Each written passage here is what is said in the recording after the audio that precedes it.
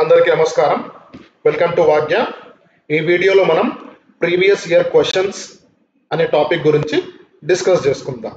So అంతకంటే ముందు ఒక చిన్న మాట, ఏపీపీఎస్సి గ్రూప్ 2 సిలబస్కి అనుగుణంగా ప్రతి ఒక్క సబ్జెక్టులోని each and every sub topic cover అయ్యే విధంగా and at the same time మనకు 4 to 5 టైమ్స్ సిలబస్ అంతా కూడా రివిజన్ అయ్యే విధంగా previous year questions, grand tests and next మనకు ప్రతి ఒక్క సబ్జెక్ట్లోని కోర్ టాపిక్స్ని మనకు ప్రాపర్ రివిజన్ అయ్యే విధంగా బఫర్ టైంని అలోకేట్ చేస్తూ కూడా 360 వ్యూ ఆస్పెక్ట్లో ప్రతి ఒక్క జోన్ని మనము మన సిలబస్లో కవర్ చేసుకునే విధంగా ఒక టైం టేబుల్ మీద ఒక డీటెయిల్డ్ వీడియో చేశాము. అండ్ అదే టైం టేబుల్ యొక్క కాపీని మన వాగ్య టెలిగ్రామ్ ఛానల్లో పోస్ట్ చేశాము. అక్కడి నుంచి మీరు డౌన్లోడ్ చేసుకొని దాన్ని రిఫరెన్స్గా కూడా యూస్ చేసుకోండి.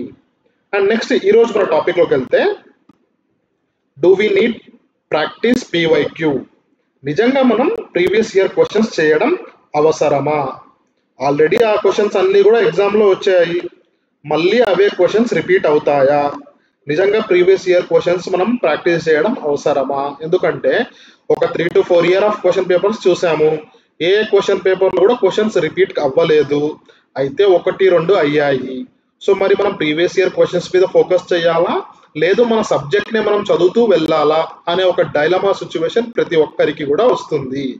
సో ఆ సిచ్యువేషన్కి ఆన్సరే మన వీడియో. సో మనం ఇక్కడ previous year questions and that మన ఏపీపీఎస్సి గ్రూప్ 2లో వచ్చిన ప్రీవియస్ ఇయర్ క్వశ్చన్స్ని మాత్రమే తీసుకొని ఈ వీడియో చేయడం జరిగింది. సో కాబట్టి ఒక్కసారి మనం ఆ క్వశ్చన్స్ని గమనిస్తూ నిజంగా మనకు ప్రీవియస్ ఇయర్ క్వశ్చన్స్ ఏలాగా యూజ్ అవుతాయి అనే పాయింట్ ఆఫ్ వ్యూలో మనము ఒకసారి డిస్కస్ చేద్దాం. సో ఇక్కడ మనం గమనిస్తే గ్రూప్ 2లో 2017లో ఒక క్వశ్చన్ వచ్చింది. ఏమని వచ్చింది? Which inscription mentions that Rishabhadatta deposited 2000 karshapanas in a line of weavers belonging to Govardhana. So ఏ శాసనం ప్రకారం రిషభదత్తుడు 2000 కర్షపనాలను ఒక నేత పనివాని వద్ద డిపాజిట్ చేశాడు అని చెప్పేసి అడుగుతున్నాడు. సో స్ట్రైట్ అవే ఆన్సర్ ఏముంది ఇక్కడ మనకు? నాసిక్ ఇన్స్క్రిప్షన్, నాసిక్ శాసనం అని చెప్పేసి ఆన్సర్ ఉంది. ఇది ఎప్పుడు ఈ క్వశ్చన్ మనకు 2017లో వచ్చింది. సో నెక్స్ట్ 2019లో గ్రూప్ 2లోనే మళ్ళీ గ్రూప్ 2లోనే ఏం క్వశ్చన్ వచ్చింది? శాతవాహనుల కాలంలో శ్రేణి నిర్వహించి బ్యాంక్ డిపాజిట్ చేసిన డబ్బుపై వడ్డీ రేటు ఎంత? So straight away question, what was the rate of interest during Satavahana period on the money deposited in a bank run by shrenis? ఇక్కడ ఏమడుగుతున్నాడు మనకు? శాతవాహనుల కాలంలో వడ్డీ రేటు ఎంత? 2017లో అడిగిన క్వశ్చన్ ఏంటి? ఋషభదత్తుడు 2000 డిపాజిట్ చేసినట్టుగా ఏ శాసనం ప్రకారంగా ఉంది? సో ఈ రెండు క్వశ్చన్స్ మనం అబ్జర్వ్ చేస్తే ఈ రెండు క్వశ్చన్స్ కూడా మనకు డిఫరెంట్ క్వశ్చన్స్ లాగా మనకు కనిపిస్తాయి. కానీ యాక్చువల్గా ఏంటి అని అంటే ఈ రెండు క్వశ్చన్స్కి కూడా ఒక ఇంటర్లింక్ ఉంది. అది ఏంటి అంటే నాసిక్ ఇన్స్క్రిప్షన్. సో నాసిక్ ఇన్స్క్రిప్షన్స్లో క్లియర్గా ఏమైనా మెన్షన్ చేసి ఉంది అని అంటే, మనం నాసిక్ ఇన్స్క్రిప్షన్ని ఒక డీటెయిల్డ్గా చదివితే రిషభదత్తుడు సో ఒక కొలిక శ్రేణి అనే వారి వద్ద 12% ఆఫ్ ఇంట్రెస్ట్ తోటి ఒక 2000 కర్షపనాలను వాళ్ళ దగ్గర డిపాజిట్ చేశాడు. నెక్స్ట్ ఆ ఇంట్రెస్ట్కి తగినట్టుగా బౌద్ధ సన్యాసులకు బట్టలను ఇవ్వాలి అన్నట్టుగా ఒక అగ్రిమెంట్ లాంటిది వాళ్ళు చేసుకున్నారు అని చెప్పేసి ఇక్కడ మనకు ఇన్స్క్రిప్షన్ ఉంది. సో మనం 2017లో వచ్చిన ఈ క్వశ్చన్లో ఏ విధంగా చదవాలి అని అంటే, క్వశ్చన్ ఏంటి మనకు? ఆన్సర్ ఇక్కడ Nasik inscription. So Nasik inscription అనే టాపిక్ని కంప్లీట్గా మనం each and every point cover అయ్యే విధంగా చదివితే అక్కడ క్లియర్గా మెన్షన్ చేస్తుంది. ఏమనుంది? 12% ఆఫ్ ఇంట్రెస్ట్ ఇచ్చాడు అని. సో అక్కడ మనము ఓన్లీ క్వశ్చన్ టు ఆప్షన్ లాగా కాకుండా ఒక కాన్సెప్ట్ లాగా తీసుకొని నాసిక్ ఇన్స్క్రిప్షన్ దాని గురించి డీటెయిల్డ్ కాన్సెప్ట్ కనుక చదివితే 2019లో వచ్చిన 12% అనే వడ్డీ రేటు క్వశ్చన్కి మనం ఆన్సర్ని పెట్టగలుగుతాము. సో ఇలా క్వశ్చన్ వస్తే ప్రీవియస్ ఇయర్ క్వశ్చన్లో క్వశ్చన్ టు ఆన్సర్ మాత్రమే కాదు, ఆ థీమ్ ఆఫ్ ద క్వశ్చన్ని మనం కరెక్ట్గా నేర్చుకోవాలి.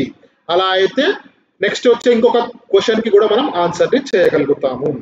సో ఇక్కడ ఇంకొక అద్భుతమైన పాయింట్ ఏంటి అంటే, ఇదే 2019లో అదే గ్రూప్ 2లో ఇంకో క్వశ్చన్ వచ్చింది. ఏమని వచ్చింది? డ్యూరింగ్ శాతవాహనాస్ పీరియడ్ కొలిక శ్రేణి belongs to whom? So Satavahana వారి కాలంలో కొలిక శ్రేణి అంటే ఎవరు? సింపుల్, అదే నాసిక్ ఇన్స్క్రిప్షన్లోనే ఉంది. మనకేమనుంది? కొలిక శ్రేణి అంటే వేవర్స్, అంటే నేత పనివారు. అంటే ఒకే క్వశ్చన్ 2000లో వచ్చిన ఒకే క్వశ్చన్ థీమ్ 2019లో మనకు 2 క్వశ్చన్లకు ఆన్సర్ అవుతుంది. సో ప్రీవియస్ ఇయర్ క్వశ్చన్స్ చదివేటప్పుడు క్వశ్చన్ టు ఆప్షన్ కాకుండా theme of the question, background of the question, detail analysis of the question, ఇలా ఈ 3 ఆస్పెక్ట్స్లో మనం కనుక ఆ క్వశ్చన్ యొక్క థీమ్ని తీసుకొని చదివితే ఖచ్చితంగా నెక్స్ట్ వచ్చే ఫ్యూచర్ ఎగ్జామ్లో, రాబోయే ఎగ్జామ్లో ఆ క్వశ్చన్ యొక్క థీమ్సే మనకు వస్తాయి. మనం వాటిని ఆన్సర్ ఈజీగా పెట్టగలుగుతాము. నెక్స్ట్ మనము ఇంకొక క్వశ్చన్ చూసుకుందాం. 2012లో వచ్చిన question. Gunaga Vijayaditya assumed the title Tripura Martya Maheshwara to the mark of victory of which these cities. So వీటిలో ఏ నగర విజయానికి గుర్తుగా గుణగ విజయాదిత్య త్రిపుర మర్త్య మహేశ్వర అనే బిరుదును స్వీకరించాడు? సో గుణగ విజయాదిత్యుడు కొన్ని గ్రామాలను గెలిచి ఒక బిరుదును తీసుకున్నాడు. ఏమని? త్రిపుర మర్త్య మహేశ్వర. సో ఏ గ్రామాలు? కింద మనకు 4 ఆప్షన్స్ ఉన్నాయి. ఆ 4 ఆప్షన్లో ఒక ఆన్సర్. ఇది మనకు 2012లో వచ్చిన క్వశ్చన్. నెక్స్ట్ అదే 2017లో క్వశ్చన్ ఇంకా సింపుల్ గా అడిగారు. ఏమని? Who amongs the following kings have the title Tripura Martya Maheshwara? Tripura Martya Maheshwara అని బిరుదు ఎవరికి ఉంది? సో ఇక్కడ మనం 2012లో క్వశ్చన్ అసలు కాన్సెప్ట్ కూడా అవసరం లేదు, క్వశ్చన్ లోనే ఆన్సర్ ఉంది. ఇక్కడ 17లో ఒక చిన్న ట్రిక్ అనేది ప్లే చేశారు బోర్డు వాళ్ళు. ఏంటి అంటే ఆప్షన్స్ ఒకసారి చూస్తే విష్ణువర్ధన, ఆప్షన్ 2 విజయాదిత్య. సో ఇక్కడ మన మైండ్ ఏమైపోతుంది? Gunaga Vijayaditya, Vijayaditya. So answer B అని చెప్పేసి మనం ఆ టైంలో కొంచెం టెన్షన్లో అయిపోయింది, ఆప్షన్ తెలిసిపోయింది, నేను చదివిన క్వశ్చన్ వచ్చింది ఒక ఎగ్జైట్మెంట్లో బి అని చెప్పేసి ఆన్సర్ని మనం బబుల్ చేస్తాము. సెకండ్, థర్డ్ ఆప్షన్, ఫోర్త్ ఆప్షన్ని మనం చూడకుండా. యాక్చువల్గా ఏముంది? Option C Vishnuvardhana. ఇంకొంతమంది ఆప్షన్ సి చదివేసి ఆప్షన్ బిఏ అని చెప్పేసి కూడా ఆన్సర్ని బబుల్ చేసి వచ్చేస్తారు. బట్ యాక్చువల్ ఆన్సర్ ఏంటి? Option D Gunaga Vijayaditya. ఈ పాయింట్ కొంతమంది ఆ క్వశ్చన్ని ఎగ్జామ్ అయిపోయాక చూసిన తర్వాత కన్నా రియలైజ్ అవుతారు, లేకపోతే పేపర్ మళ్ళీ ఒకసారి ఎవాల్యుయేట్ చేసుకుంటప్పుడు సార్ రియలైజ్ అవుతారు. అందుకే ఆప్షన్స్, ప్రతి ఒక్క ఆప్షన్ని మనం క్లియర్గా చదవాలి. Previous year questions or MCQ questions practice చేసేటప్పుడు ఇలాంటి మిస్టేక్స్ అనేవి మనకు ఉండవు. ఈ పాయింట్ మనం ప్రతి ఒక్కరు కూడా గుర్తుపెట్టుకోవాలి. ఎందుకంటే విజయాదిత్య, గుణగ విజయాదిత్య ప్రతి ఒక్కరు కూడా కన్ఫ్యూజ్ అవుతారు. అలా కన్ఫ్యూజ్ మనం అవ్వకూడదు అని అంటే ఎంసీక్యూస్, ప్రీవియస్ ఇయర్ క్వశ్చన్స్ బాగా మనం ప్రాక్టీస్ చేయాలి. సో ఇంకొక క్వశ్చన్ మనం రిఫరెన్స్ లాగా చూద్దాము. ఇక్కడ ఏం అడుగుతున్నాడు? ఇది మన polity question. What is meant by కోవారెంటో? కోవారెంటో అంటే ఏమిటి అని 4 ఆప్షన్స్ ఇచ్చారు. అంటే ఏంటి? సింపుల్ గా దాని యొక్క డెఫినేషన్ అడుగుతున్నారు. ఎప్పుడు? 2008లో ఈ క్వశ్చన్ అడుగుతున్నారు. అదే 2019లో ఏం అడుగుతున్నారు మళ్ళీ question? Which writ give the meaning of we command in literally? A writ మేము కమాండ్ అనే అర్థాన్ని అక్షరాల ఇస్తుంది? సో ఈ 2 క్వశ్చన్ల యొక్క థీమ్ ఏంటి మనకు? ఆర్టికల్ 32. సో ఆర్టికల్ 32లో ఏమని మెన్షన్ చేశారు క్లియర్ గా? ప్రజలు కానీ ప్రభుత్వం కానీ ప్రాథమిక హక్కులకు భంగం కలిగిస్తే సుప్రీంకోర్టు 32 ఆర్టికల్ ప్రకారం, హైకోర్టు 226 ఆర్టికల్ ప్రకారం 5 రకాల రిట్లను జారీ చేయవచ్చు అని చెప్పేసి క్లియర్ గా మనకు ఆర్టికల్ 32లో ఒక థీమ్ ఉంది. And at the same time అదే ఆర్టికల్ 32ని డాక్టర్ బిఆర్ అంబేద్కర్ గారు ప్రాథమిక హక్కులకు హృదయం లాంటి ఆర్టికల్ అని కూడా పేర్కొన్నారు. ఇక్కడ మనకి నిర్వచనం కూడా చాలా అంటే చాలా ఇంపార్టెంట్. సో దాని ప్రకారం మనకి ఏంటి? 5 రిట్లు ఉన్నాయి. ఒకటి మాండమస్, రెండోది కోవారెంటో, మూడోది ప్రొహిబిషన్, నాలుగోది హెబియస్ కార్పస్, ఐదోది సెర్షియరీ. అంటే టాపిక్ అనేది అంతా కూడా మనకేంటి? ఓన్లీ ఆర్టికల్ 32 మీదనే సేమ్ 2 థీమ్ ఆఫ్ క్వశ్చన్స్ వచ్చాయి. మనం ఆర్టికల్ 32ని ప్రాపర్గా చదువుకుంటే ఈ 2 క్వశ్చన్స్కి ఆన్సర్ పెట్టచ్చు. ఇఫ్ ఇన్ కేస్ ఫ్యూచర్లో ఒకవేళ డాక్టర్ బిఆర్ అంబేద్కర్ గారు ఏ ఆర్టికల్ని ప్రాథమిక హక్కులకు హృదయం లాంటిది అని పేర్కొన్నారు అని కింద ఆప్షన్స్ క్లియర్గా ఏం చేస్తాము? ఆర్టికల్ 32ని. సో ఇలా ప్రతి ఒక్క క్వశ్చన్ యొక్క థీమ్ని మనము రికగ్నైజ్ చేస్తూ ఆ థీమ్ని మనం నేర్చుకొని నెక్స్ట్ మన ప్రీవియస్ ఇయర్ క్వశ్చన్స్ నుంచి రాబోయే ఎగ్జామ్లలో క్వశ్చన్స్ ఏ విధంగా వస్తాయి అని ఒక అనాలిసిస్ చేసుకోవాలి. అండ్ ఆల్రెడీ మన స్ట్రాటజీ వీడియోలో కూడా మనం ఒక ప్రిన్సిపల్ చెప్పుకున్నాం, ఒక రూల్ని. ఏమని? 1-4-1 రూల్. సో అందులో 1 అంటే ఏంటి? ఫస్ట్ డే లోపల మనం చదువుకునే 10 గంటలలో ఫస్ట్ 1 అవర్ మనం ఈరోజు ఏవైతే టాపిక్స్ మనం చదవాలి అని చెప్పేసి అనుకుంటామో ఆ టాపిక్స్ యొక్క ప్రీవియస్ ఇయర్ క్వశ్చన్స్ ఫస్ట్ 1 అవర్లో చూడాలి. సో ఇప్పుడు ఈరోజు మనం ప్రాథమిక హక్కులు అనే టాపిక్ చదువుతున్నాము. ఆర్యన్స్ శాతవాహన్ అనే టాపిక్ చదువుతున్నాము. సో ఇక్కడ quo warranto and next we command in literally అనే టాపిక్స్ మనం చూడగానే ఆర్టికల్ 32 చదివేటప్పుడు ఆర్టికల్ 32 నుంచి ప్రీవియస్ ఇయర్ ఎగ్జామ్లు ఈ 2 క్వశ్చన్స్ వచ్చాయి అంటే ఇంకా నెక్స్ట్ ఎలాంటి క్వశ్చన్ వస్తాయని మనమే ఒక అవగాహన చేసుకోవచ్చు. అదే శాతవాహన టాపిక్ చదివేటట్టు ఇంతకుముందు మనం చూసుకున్నట్టుగా నాసిక్ ఇన్స్క్రిప్షన్ గురించి రాగానే ఆల్రెడీ ఒక నాసిక్ ఇన్స్క్రిప్షన్ మీదే 3 రకాలుగా క్వశ్చన్స్ వచ్చాయి, ఇంకెలాంటి క్వశ్చన్స్ మనకు రాగలుగుతాయి అనే ఒక కంప్లీట్ లింకేజ్ ని మనం పెట్టుకోవాలి. సో ఈ విధంగా ప్రీవియస్ ఇయర్ క్వశ్చన్స్ అన్ని కూడా మనం చదువుతూ నెక్స్ట్ మన సబ్జెక్ట్ కి ఇంటర్లింక్ చేస్తూ నెక్స్ట్ ఎగ్జామ్లలో ఎలాంటి క్వశ్చన్స్ రాగలుగుతాయి అన్న విధంగా మనం ప్రిపేర్ అవ్వాలి. And at the same time మన వాగ్య యూట్యూబ్ ఛానల్లో ప్రీవియస్ ఇయర్ క్వశ్చన్స్ అనే ఒక సిరీస్ ని మేము స్టార్ట్ చేస్తున్నాము.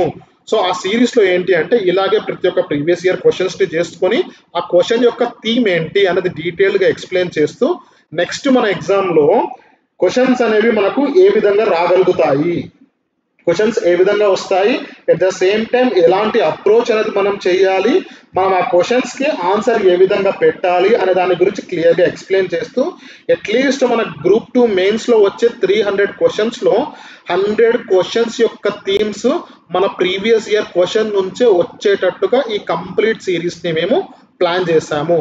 సో ఖచ్చితంగా మీకు ఆ సిరీస్ అనేది చాలా అంటే చాలా యూజ్ అవుతుంది. ఆ సిరీస్ ని మేము త్వరలో మన యూట్యూబ్ ఛానల్లోనే రిలీజ్ చేస్తాము.